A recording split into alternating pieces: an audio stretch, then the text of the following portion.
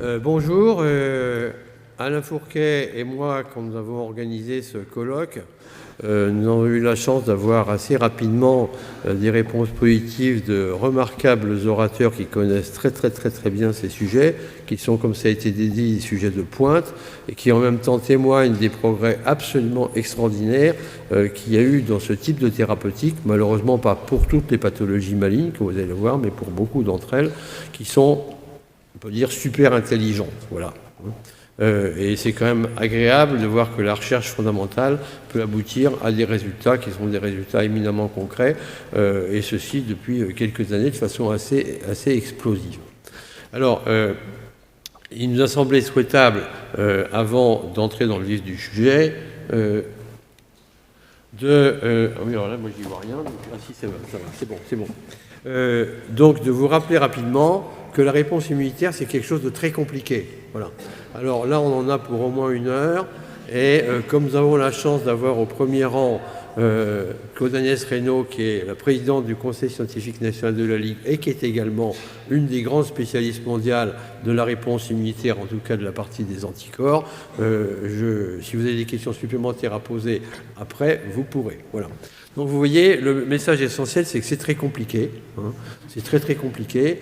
Que, sauf erreur de ma part, en ce qui concerne la réaction immunitaire humorale qui est à gauche, ça a commencé il y a à peu près 500 millions d'années, chez la lamproie.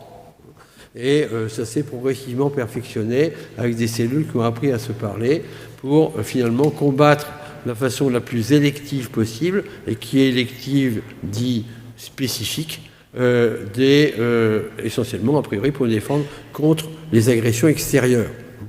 Donc, les agressions extérieures, c'est les bactéries, etc. Alors, il y a 2 grands systèmes. Donc, les anticorps qui vont envelopper, si on peut dire, les morceaux, les molécules dont on veut se débarrasser.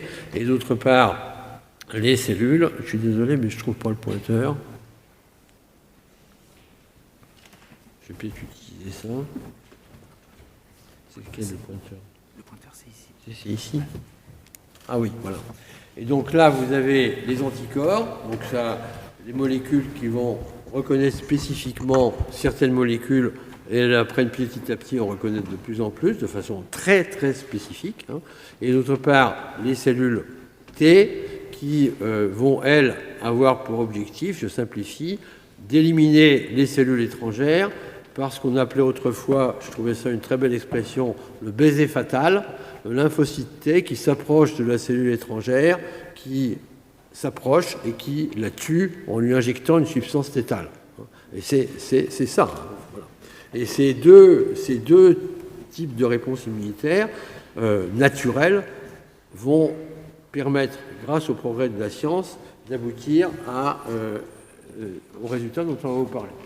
Alors, la réponse immunitaire et le cancer, évidemment, c'est un échec, parce qu'autrement, on n'aurait pas de cancer. Et donc, la première explication, c'est que les cellules cancéreuses sont tellement proches des cellules normales qu'elles ne sont pas différenciées. Elles ne sont pas différenciées des cellules normales qui les entourent. Il y a un problème, là ? C'est pas mon téléphone, je l'ai sur moi. Pardon, très bien, merci. Donc, alors, il peut y avoir une réponse immune contre les cellules tumorales, mais cette réponse immunitaire peut aboutir à leur élimination. Ça, à ce moment-là, il n'y aura pas de cancer.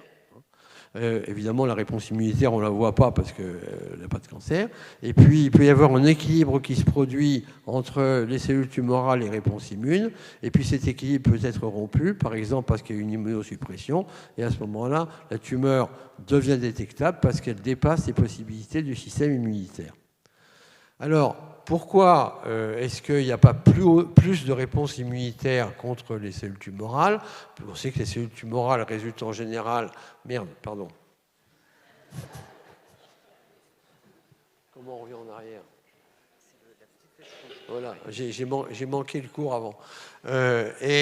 Donc, il y a des mutations qui surviennent dans les chromosomes et qui vont aboutir à des protéines anormales. On peut se demander pourquoi ce n'est pas systématiquement la cible d'une réponse immunitaire. Mais il y a plusieurs réponses possibles. Soit elles ne sont pas transportées à la membrane, donc elles n'apparaissent pas, soit les épitopes présentés, autrement dit les molécules présentées, ne sont pas immunogènes. Donc, les mutations ciblées qui sont à l'origine de beaucoup de cancers ne sont pas obligatoirement accessibles à une réponse immunitaire. En revanche, elles peuvent être ciblées par des médicaments, et un très bel exemple de ça, c'est la leucémie myéloïde chronique en hématologie, où il y a un échange entre deux chromosomes qui aboutit à une molécule anormale qui est reconnue par des médicaments, mais qui n'est pas la cible de cellules de réponse immunitaire.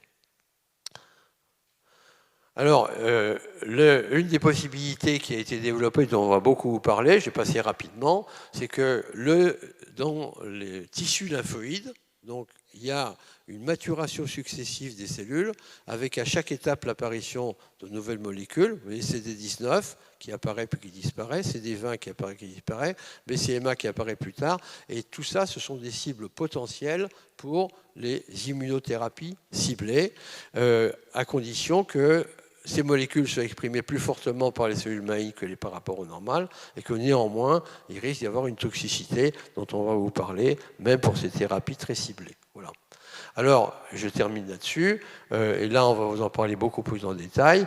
Une des armes possibles, qui est le plus utilisée, c'est les anticorps, donc là, qui peuvent être fabriqués pour être plus puissants, pour être couplés à des chimiothérapies ou des toxines, pour guider les cellules T vers les tumeurs, ou encore pour armer spécifiquement les lymphocytes tueurs génétiquement activés. Tout ça, c'est des modifications génétiques qui sont introduites par les chercheurs, et c'est maintenant ça dont on va vous parler, et je passe la parole à l'orateur.